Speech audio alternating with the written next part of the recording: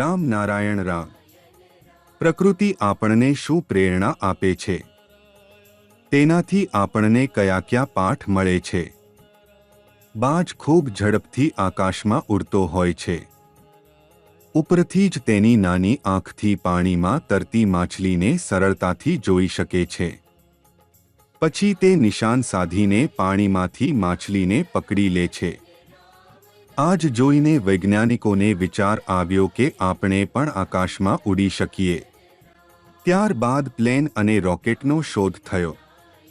પણ આ બનાવવામાં જે કાચું માલ લાગ્યું છે તે બધું ક્યાંથી આવ્યું? બાજ પક્ષી જે ઉડે છે અને જે ખોરાક ખાય છે તે બધું ક્યાંથી આવ્યું? આ વિચારવાનો વિષય છે।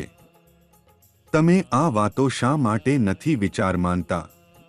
આ બધું પ્રકૃતિમાંથી આવ્યું છે।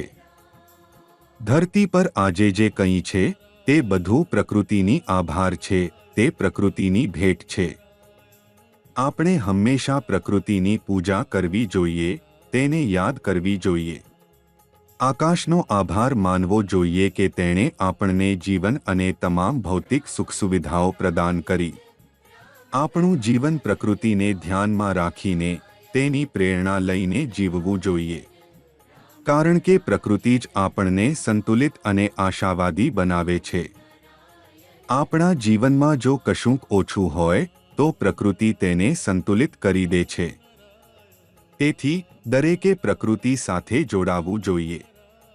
માનવજાત પાસે આજે જે કંઈ છે તે બધું આકાશ અને પ્રકૃતિની ભેટ છે।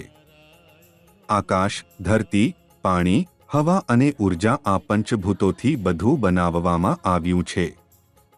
આ તત્વો ન હોય તો માણસ શ્વાસ પણ નહીં લઈ શકે કે જીવિત પણ નહીં રહી શકે। આકાશે પ્રકૃતિની રચના કરી, પ્રકૃતિએ સૃષ્ટિની રચના કરી અને સૃષ્ટિમાંથી આપણે બધા ઉદ્ભવ્યા। આ બધું એકબીજા સાથે જોડાયેલું છે। આ તત્વો આપણને ઊર્જા આપે છે, આપણું ચેતન જાગૃત કરે છે અને અમારા બુદ્ધિનું નિર્માણ કરે છે।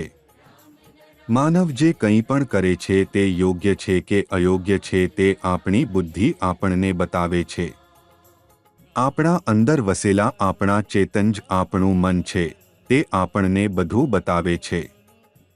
જ્યારે પણ આપણે કોઈ ખોટું કામ કરીએ છીએ ત્યારે આપણું ચેતન આપણને ચેતવી દે છે કે આ કામ ખોટું છે અને નહીં કરવું જોઈએ।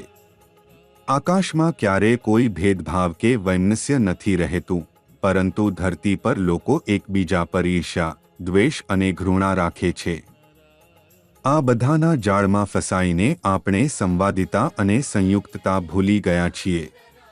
અહીં ક્યારેક ધર્મના નામે તો ક્યારેક જાતિના નામે ભેદભાવ થાય છે।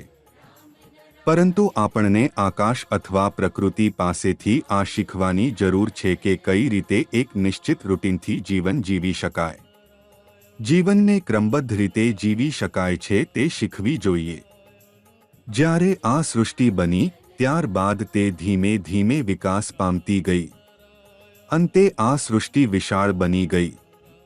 આકાશની ઊર્જાથી જ આપણા મન, બુદ્ધિ અને ચેતનાનું સર્જન થયું છે। આ ચેતના આપણને યોગ્ય જીવન જીવવાની રીત બતાવે છે।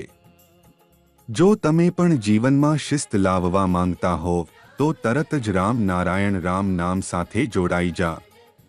આ મંત્રનો દૈનિક જપ કરો અને તેને તમારા જીવનનો હિસ્સો બનાવો।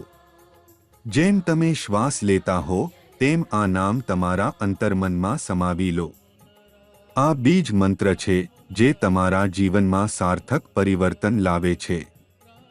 આજ સુધી લાખો લોકોએ આ નામ સાથે જોડાઈને પોતાનું જીવન સુધારી લીધું છે। તેઓએ જીવનનો સચોટ અર્થ સમજ્યો છે।